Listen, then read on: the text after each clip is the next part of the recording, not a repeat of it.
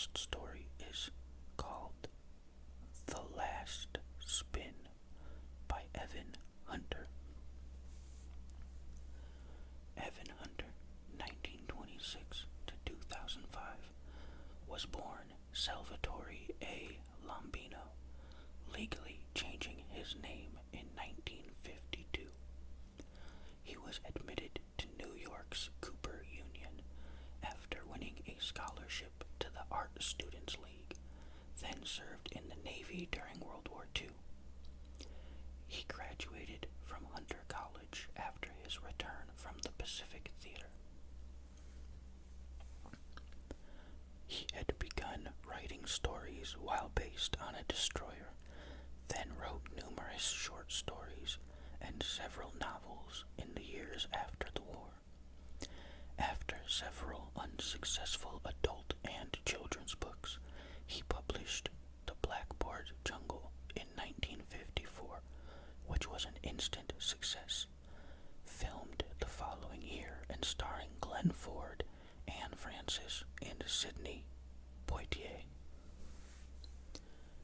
In 1956, he created the Ed McBain byline, which became more famous than his own, as he wrote the iconic 87th Precinct series, in which the members of an entire squad room, rather than a single police officer, serve as the hero. 54 novels succeeded Cop Hater, the first book in the series. Under the McBain name, he also produced 13 novels about Matthew Hope, a Florida lawyer, and several standalone mysteries. Hunter also wrote under the pseudonyms Richard Marston, Hunt Collins, Ezra Hannon, Kurt Cannon, and John Abbott, producing more than 100 books.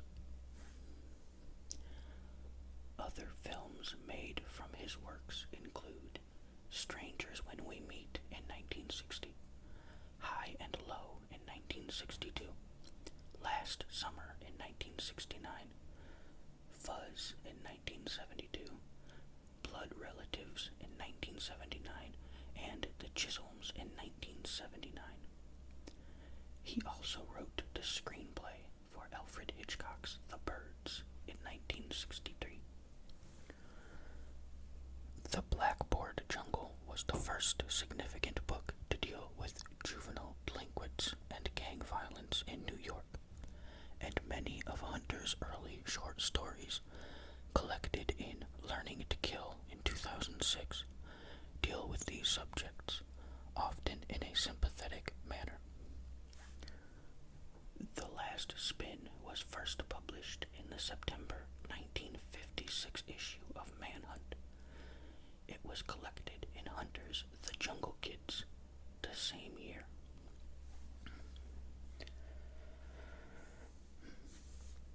Okay. The boy sitting opposite him was his enemy. The boy sitting opposite him was called Tigo, and he wore a green silk jacket with an orange stripe on each sleeve. The jacket told Danny that Tigo was his enemy.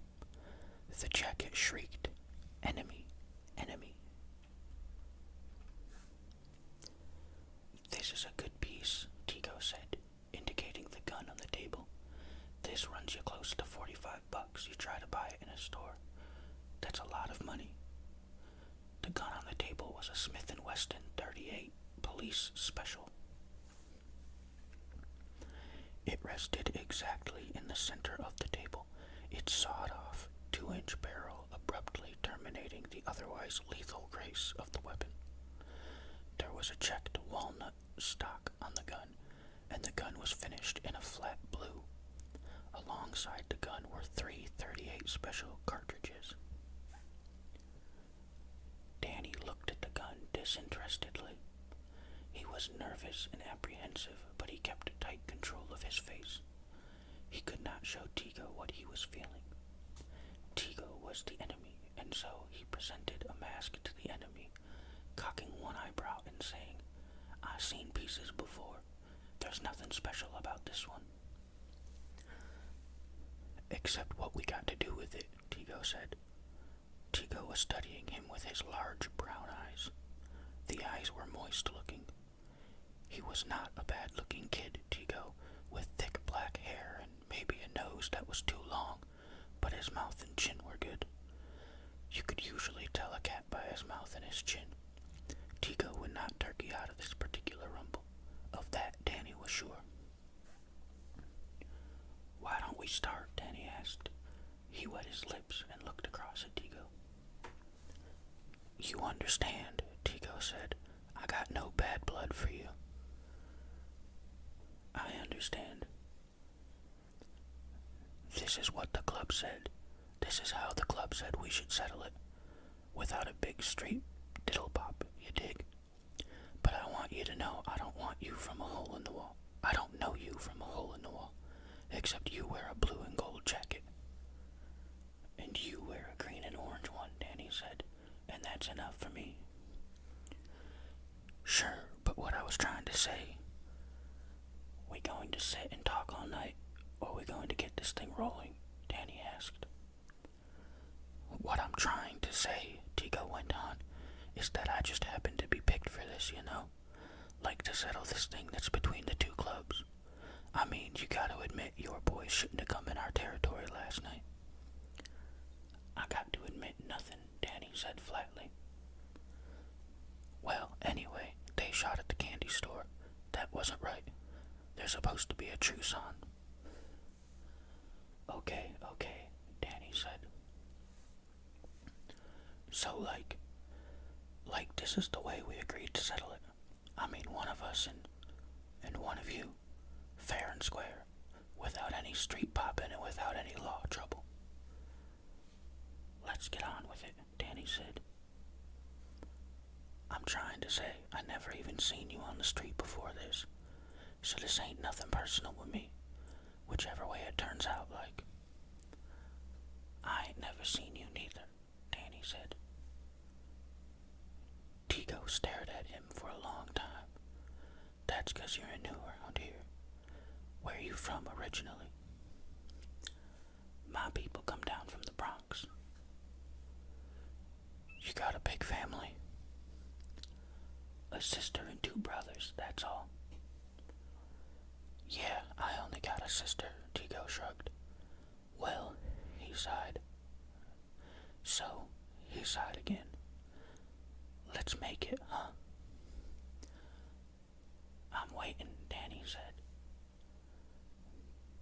Tigo picked up the gun, and then he took one of the cartridges from the tabletop. He broke open the gun, slid the cartridge into the cylinder, and then snapped the gun shut and twirled the cylinder. "Round and round she goes," he said, "and wherever she stops, nobody knows. There's 6 chambers in the cylinder and only 1 cartridge. That makes the odds 5 to 1 that the cartridge will be in firing position when the cylinder stops whirling. You dig?" "I dig." "I'll go first," Tigo said. Danny looked at him suspiciously. "Why?" "You want to go first?" "I don't know." "I'm giving you a break," Tigo grinned. "I may blow my head off first time out." "Why you giving me a break?" Danny asked. Tigo shrugged. "What the hell's the difference?" He gave the cylinder a fast twirl. "The Russians invented this, huh?" Danny asked. "Yeah." "I always said they was crazy bastards." "Yeah, I always..." Tigo stopped talking. The cylinder was stopped now. He took a deep breath, put the barrel of the .38 to his temple, and then squeezed the trigger. The firing pin clicked on an empty chamber. "Well, that was easy, wasn't it?" he asked. He shoved the gun across the table. "Your turn, Danny." Danny reached for the gun. It was cold in the basement room, but he was sweating now. He pulled the gun toward him, then left it on the table while he dried his palms on his trousers. He picked up the gun, then, and stared at it. "It's a nifty piece," Tigo said. "I like a good piece."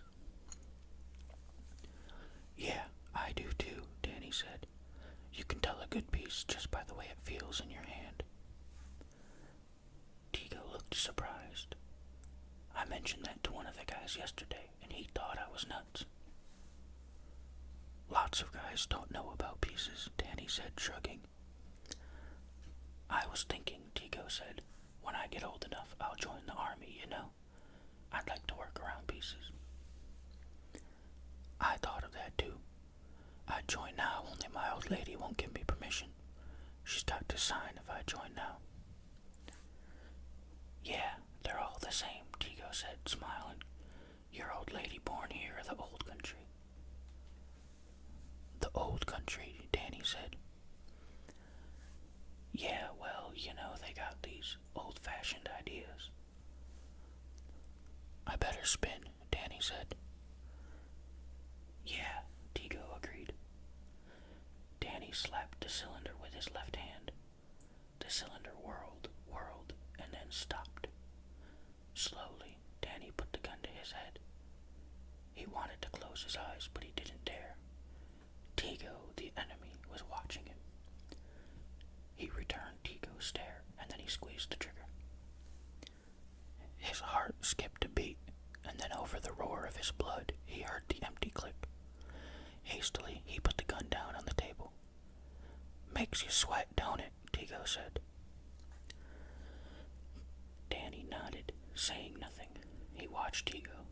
Tigo was looking at the gun. Me now, huh? Tigo said. He took a deep breath, then picked up the .38. He twirled the cylinder, waited for it to stop, and then put the gun to his head. Bang, Tigo said, and then he squeezed the trigger. Again, the firing pin clicked on an empty chamber. Tigo let out his breath and put the gun down. I thought I was dead that time, he said. I could hear the harps, Danny said.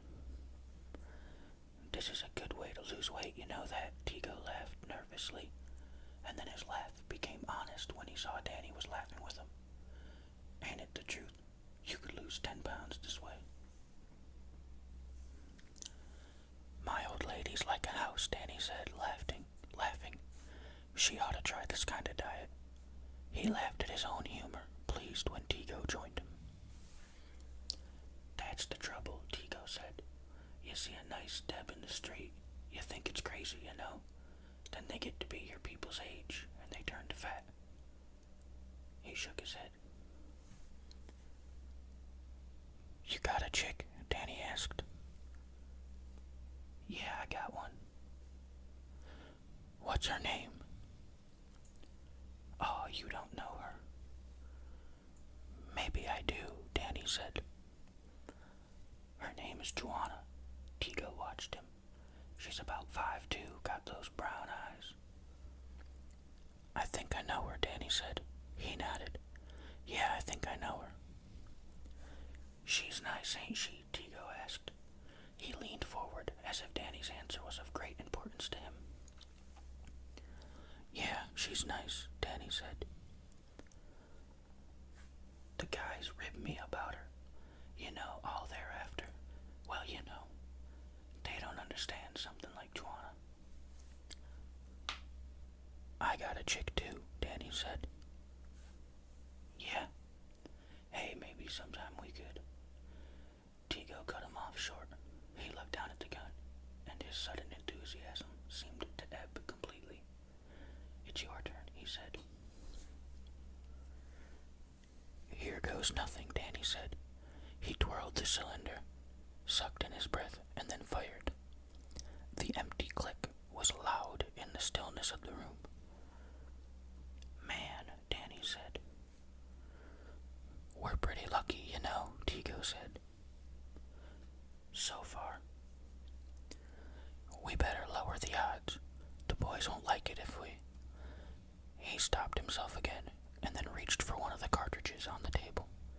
He broke open the gun again and slipped the second cartridge into the cylinder.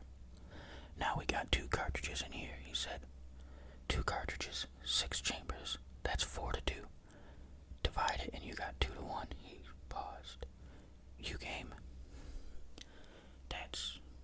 That's what we're here for, ain't it? Sure. Okay then. Gone, Tigo said, nodding his head. You got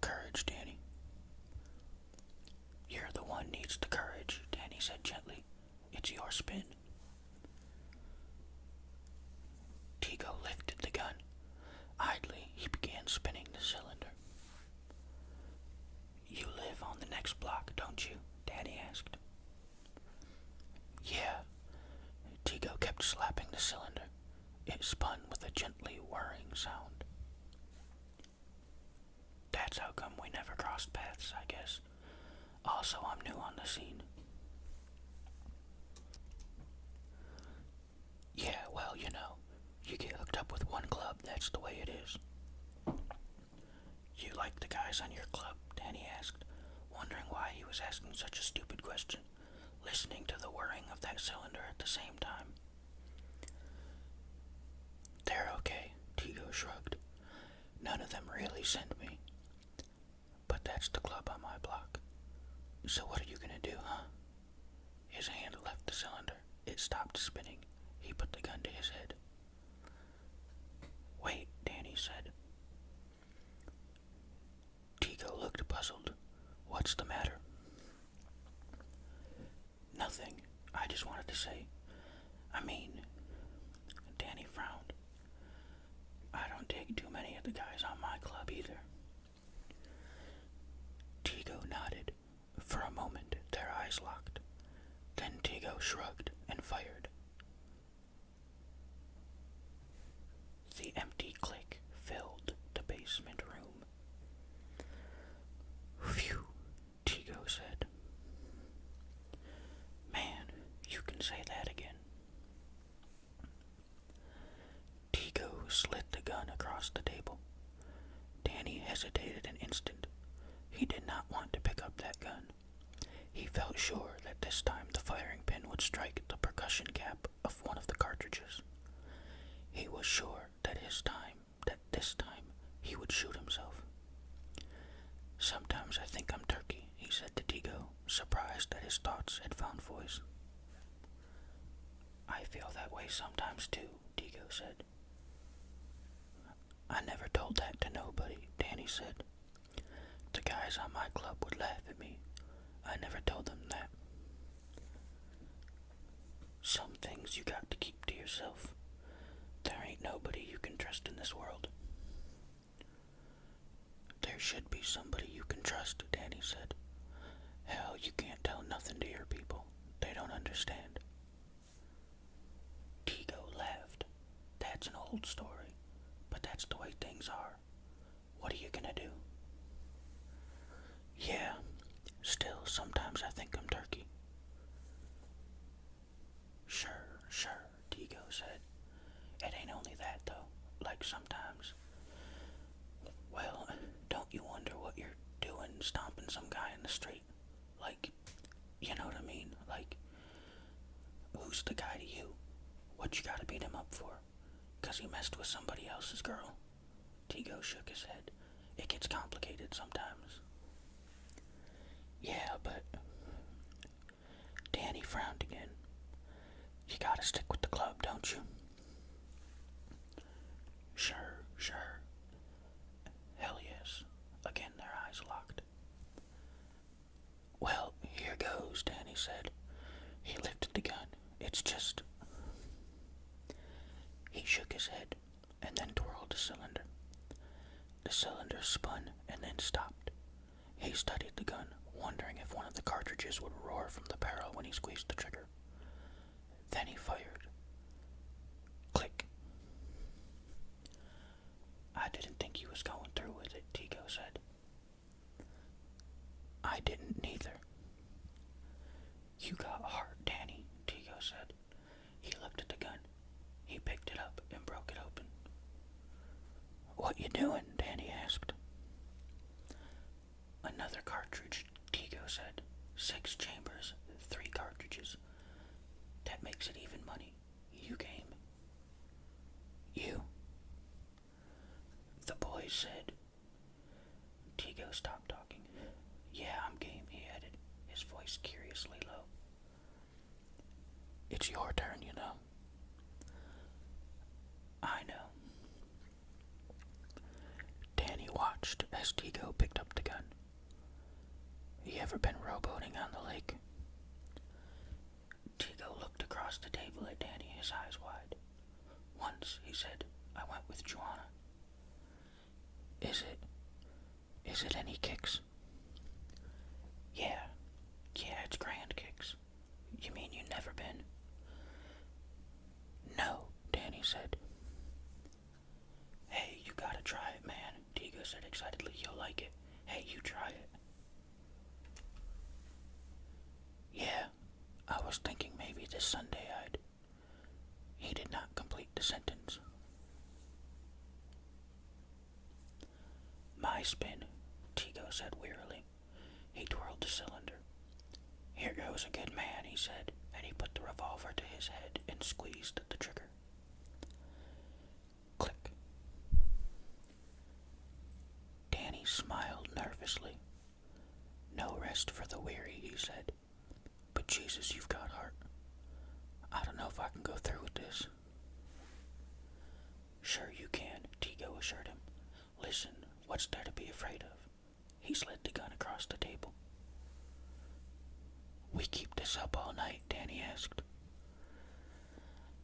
They said, you know... Well, it ain't so bad. I mean, hell, we didn't have this operation. We wouldn't have got a chance to talk, huh? He grinned feebly. Yeah, Tigo said, his face splitting into a wide grin. It ain't been so bad, huh? No, it's been... Well, you know, these guys on the club, who can talk to them? He picked up the gun. We could... Tigo started. What? We could say... Well... Like we kept shooting and nothing happened. So... Tigo shrugged. What the hell? We can't do this all night, can we? I don't know. Let's make this the last spin. Listen, they don't like it. They can take a flying leap, you know. I don't think they'll like it. We're supposed to settle this for the clubs. Screw the clubs, Tigo said. Can't we pick our own? The word was hard coming. When it came, his eyes did not leave Danny's face. Friends. Sure we can, Danny said vehemently. Sure we can. Why not? The last spin, Tigo said. Come on, the last spin. Gone, Danny said. Hey, you know, I'm glad they got this idea. You know that? I'm actually glad. He twirled the cylinder. Look, you want to go on the lake this Sunday? I mean, with your girl and mine. We could get 2 boats, or even 1 if you want. Yeah, 1 boat, Tigo said. Hey, your girl will like Joanna. I mean it. She's a swell chick. The cylinder stopped. Danny put the gun to his head quickly. Here's to Sunday, he said. He grinned at Tigo, and Tigo grinned back, and then Danny fired. The explosion rocked the small basement room, ripping away half of Danny's head, shattering his face. A small cry escaped Tigo's throat, and a look of incredulous shock knifed his eyes. Then he put his head on the table and began weeping. All right, that was The Last Spin by Evan Hunter. Next up, we have Forever After by Jim Thompson. James Myers Thompson, 1906 to 1977, was born in Anadarko, Oklahoma Territory, and worked numerous hard physical jobs, including as an oil well and pipeline laborer. His father was a wildcatter while trying to write. He received commissions from the Works Projects Administration, Writers Project during the Depression, producing guidebooks of Oklahoma, among other works, and worked as a journalist, mainly covering crime stories. His first novel, Now and on Earth, 1942, is a tale of sex, sin, violence, and revenge. The book most readers regard as his masterpiece, The Killer Inside Me, 1952, was the first of 16 paperback originals he produced during the 1950s, his only prolific era. His other critically successful novels during the 50s include Savage Night, 1953, A Swell-Looking Babe, 1954, and The Getaway, 1959. After The Grifters, 1963, and Pop 1280, 1964, the quality of his work, already extremely erratic, declined rapidly. When he died in 1977, not a single book of his was in print in the United States until Quill included The Killer Inside Me in a series of classic hard-boiled novels in 1983. The following year, Black Lizard reprinted most of his other titles. While his bleak novels of psychopaths, losers, alcoholics, and unreliable narrators never achieved sales beyond a vocal cult following in his own country, he enjoyed substantial commercial and critical success in France, where he has often been regarded as America's greatest hard-boiled writer. Several films were made from his work, with varying aesthetic success, including The Killer Inside Me, a dud filmed in 1976 with Stacy Keach as Sheriff Lou Ford. The Getaway, filmed twice, both with endings absurdly changed from very noir to happy. First in 1972 with Steve McQueen and Ally McGraw, then in 1994 with Alec Baldwin and Kim Basinger. And the superb The Grifters, 1990, for which Donald E. Westlake's screenplay received one of the film's 4 Academy Award nominations. Directed by Stephen Frears, it starred John Cusack, Angelica Huston, Annette Bening, and Pat Hingle. Thompson also wrote several screenplays, including the caper film The Killing in 1956, and the anti-war film Paths of Glory in 1957, both directed by Stanley Kubrick, but was cheated out of a screenwriting credit both times. Forever After was published in the May 1960 issue of Shock magazine. Okay. It was a few minutes before 5 o'clock when Artis Clinton unlocked the rear door of her apartment and admitted her lover. He was a cow-eyed young man with a wild mass of curly black hair. He worked as a dishwasher at Joe's Diner, which was directly across the alley. They embraced passionately, her body pressed against the meat cleaver concealed inside his shirt, and Artis shivered with delicious anticipation. Very soon now it would all be over. That stupid ox, her husband, would be dead. He and his stupid cracks, all the dullness and boredom, would be gone forever. And with the $20,000 insurance money, $10,000 double indemnity. "We're going to be so happy, Tony," she whispered. "You'll have your own place, a real swank little restaurant, with what they call one of those intimate bars. And you'll just manage it, just kind of saunter around in a dress suit, and we'll live happily ever after," Tony said. "Just me and you, baby, walking down life's highway together." Artis let out a gasp. She shoved him away from her, glaring up into his handsome, empty face. "Don't," she snapped. "Don't say things like that. I've told you and told you not to do it, and if I have to tell you again, I'll—" "But what did I say?" he protested. "I didn't say nothing."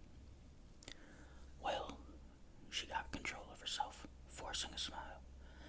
"Never mind, darling.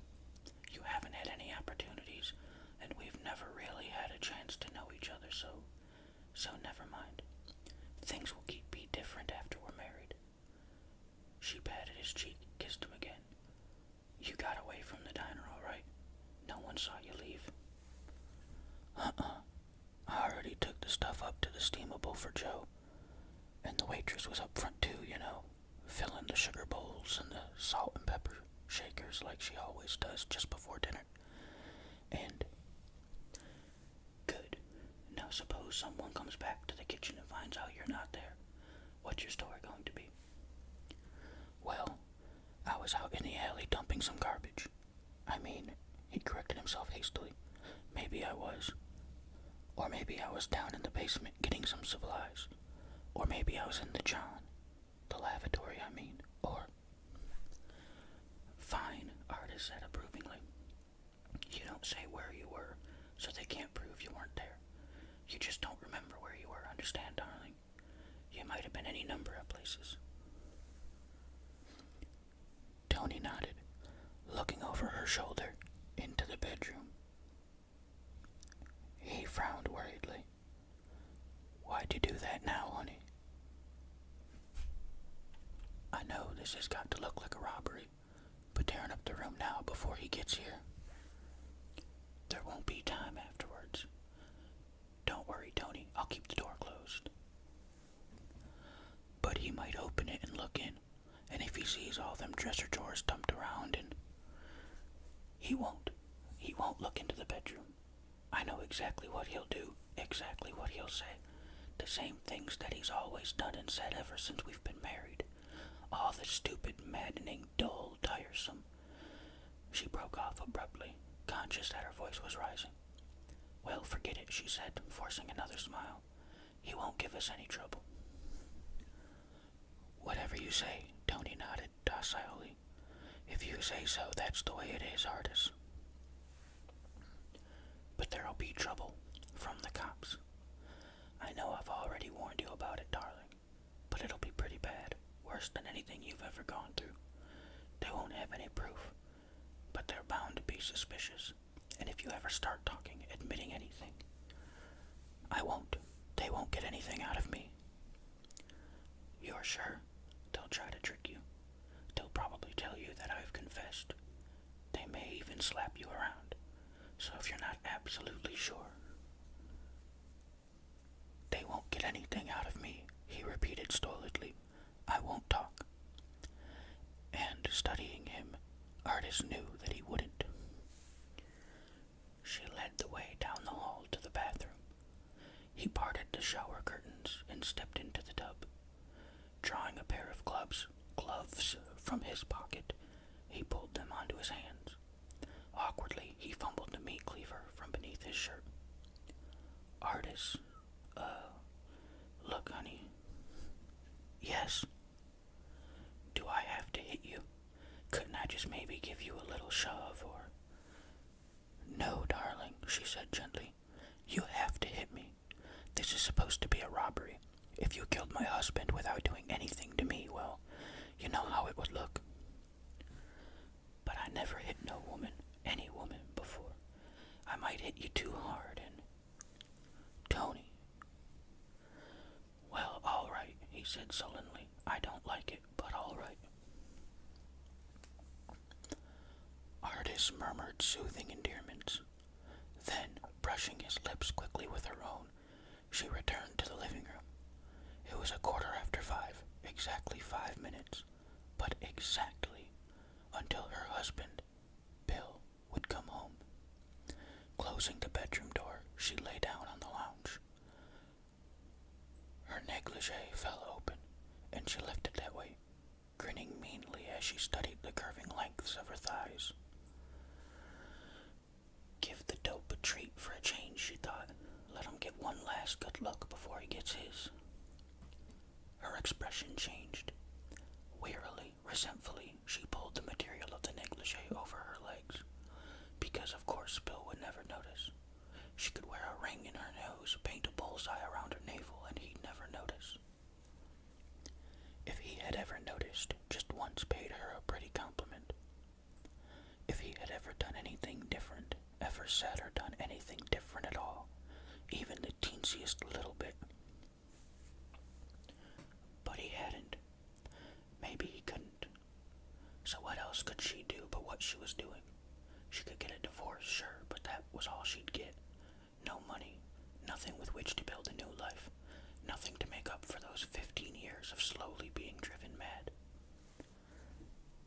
It's his own fault, she thought bitterly.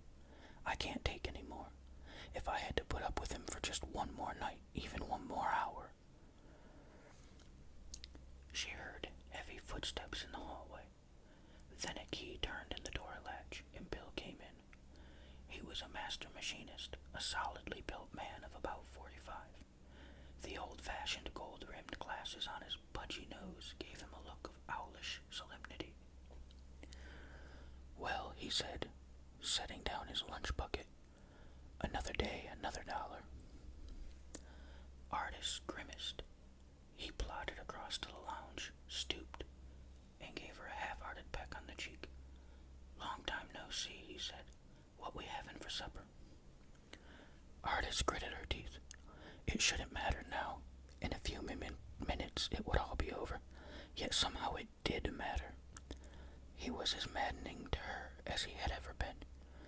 Bill, she managed a seductive smile, slowly drawing the negligee apart. How do I look, Bill? Okay, he yawned. Got a little hole in your drawers, though. What did you say we was having for supper? Slop, she said. Garbage. Trash salad with dirt dressing. Sounds good. We got any hot water? Artis sucked in her breath. She let it out again in a kind of infuriated moan. Of course we've got hot water. Don't we always have? Well, don't we? Why do you have to ask every night? So what's to get excited about? He shrugged. Well, guess I'll go splash the chassis. He plodded off down the hall. Artis heard the bathroom door open and close. She got up, stood waiting by the telephone. The door banged open again, and Tony came racing up the hall. He had washed off the cleaver. While he hastily tucked it back inside his shirt, Artis dialed the operator. Help, she cried weakly. Help, police, murder. She let the receiver drop to the floor, spoke to Tony in a whisper. He's dead. You sure of it? Yeah, sure, I'm sure. What do you think? All right, now there's just one more thing. I can't, Artis. I don't want to. Hit me, she commanded, and thrust out her chin. Tony, I said to hit me. He hit her. 1,000 stars blazed through her brain and disappeared, and she crumpled silently to the floor. When she regained consciousness, she was lying on the lounge. A heavy-set man, a detective obviously, was seated at her side, and a white-jacketed young man with a stethoscope draped around his neck hovered nearby. She had never felt better in her life. Even the lower part of her face, where Tony had smashed her, was surprisingly free of pain. Still, because it was what she was supposed to do, she moaned softly, spoke in a weak, hazy voice. Where am I? She said. What happened? Lieutenant Powers, the detective said. Suppose you tell me what happened, Mrs. Clinton. I don't remember. Well, my husband had just come home and gone back to the bathroom, and there was a knock on the door, and I supposed it was the paper boy or someone like that, so... You opened the door and he rushed in and slugged you, right? Then what happened?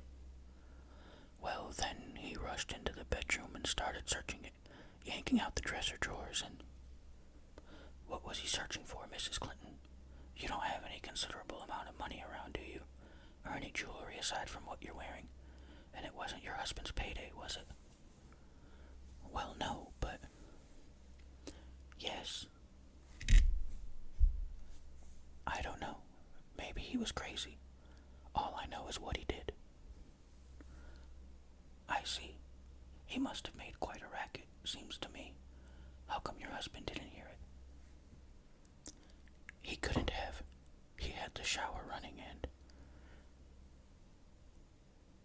She caught herself, fear constricting her throat. Lieutenant Powers grinned grimly. Missed a bet, huh, Mrs. Clinton? I don't know what you're... Come off of it. The bathtub's dry as an oven. The shower was never turned on, and you know why it wasn't. Because there was a guy standing inside of it. But was unconscious, and then how do you know what happened? How do you know this guy went into the bedroom and started tearing it apart? And how did you make that telephone call? Well, I wasn't completely unconscious.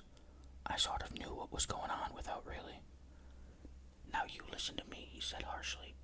You made that fake call of yours. Yes, I said fake, to the operator at 23 minutes after 5. There happened to be a prowl car right here in the neighborhood, so 2 minutes later at 5:25, there were cops here in your apartment. You were unconscious then more than an hour ago. You've been unconscious until just now. Artis's brain whirled. Then it cleared suddenly, and a great calm came over her. I don't see quite what you're hinting at, Lieutenant.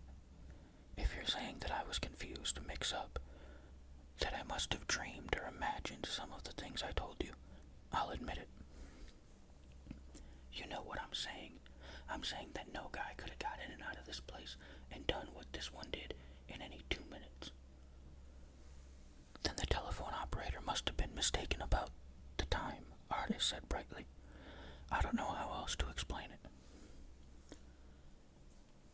Powers grunted. He said he could give her a better explanation, and he gave it to her, the right one. Artis listened to it placidly, murmuring polite objections.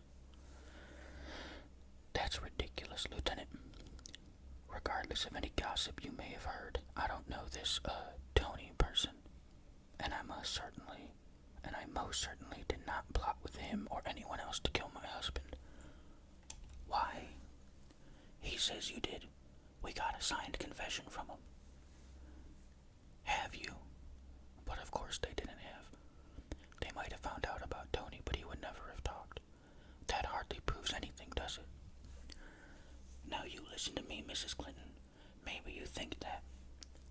How is my husband anyway? I do hope he wasn't seriously hurt. How is he? The lieutenant snarled. How would he be after getting worked over with? He broke off, his eyes flickering. As a matter of fact, he said heavily, he's going to be all right. He was pretty badly injured, but he was able to give us a statement, and I'm so glad. But why are you questioning me then? It was another trick. Bill had to be dead. If he gave you a statement, then you must know that everything happened just like I said. She waited, looked at him quizzically. Powers scowled, his stern face wrinkling with exasperation. All right, he said at last. All right, Mrs. Clinton. Your husband is dead. We don't have any statement from him, and we don't have any confession from Tony. Yes. But we know that you're guilty, and you know that you are. And you'd better get it off your conscience while you still can. While I still can. Doc, Powers jerked his head at the doctor. At the man, that is, who appeared to be a doctor. Lay it on the line, Doc. Tell her that her boyfriend hit her a little too hard. The man came forward hesitantly. He said, I'm sorry, Mrs. Clinton, you've sustained a very serious injury. Have I? Artis smiled. I feel fine. I don't think, the doctor said judiciously, that that's quite true. What you mean is that you don't feel anything at all. You couldn't. You see, with an injury such as yours. Get out, Artis said. Both of you, get out. Please, Mrs. Clinton. Believe me, this isn't a trick. I haven't wanted to alarm you, but... And you haven't, she said. You haven't scared me even a little bit, mister. Now clear out. She closed her eyes, kept them closed firmly. When at last she reopened them, Powers and the doctor, if he really had been a doctor, were gone, and the room was in darkness. She lay, smiling to herself, congratulating herself. In the corridor outside, she heard heavy footsteps approaching, and she tensed for a moment. Then, remembering, she relaxed again. Not Bill, of course. She was through with that jerk forever. He'd driven her half out of her mind, got her to the point where she couldn't have taken another minute of him if her life depended on it. But now... The footsteps stopped in front of her door. A key turned in the lock. The door opened and closed. There was a clatter of a lunch pail being being set down, then a familiar voice, maddeningly familiar words. Well, another day, another dollar. Artis's mouth tightened. It twisted slowly in a malicious grin. So they hadn't given up yet. They were pulling this one last trick. Well, let them. She'd play along with the gag. The man plodded across the room, stooped, and gave her a half-hearted peck on the cheek. "Long time no see," he said. "What we having for supper?" "Bill," Artis said. "How do I look, Bill?" "Okay. Got your lipstick smeared, though. What did you say we was having for supper?" "Stewed owls. Now look, mister, I don't know who you..." "Sounds good. We got any hot water?" "Of course we've got hot water. Don't we always have? Why do you always have to ask if... She couldn't go through with it. Even as a gag, even someone who merely sounded and acted like he did, it was too much to bear. You get out of here," she quavered. "I don't have to stand for this. I can't stand for it. I did it for 15 years and..." "So what's to get excited about?" he said. "Well, guess I'll go splash the chassis." "Stop it. Stop it." Her screams filled the room. Silent screams ripping through silence. "You're dead. I know you are. You're dead, and I don't have to put up with you for another minute. And... Wouldn't take no bets on that if I was you," he said mildly. "Not with a broken neck like yours." He trudged off toward the bathroom, wherever the bathroom is in eternity. And that's the end. I hope you enjoyed these stories. Personally, I really, really liked the first one. The Final Spin, or The Last Spin, I think is what it was called. But anyway, that's the end of this video. So that means that now it is time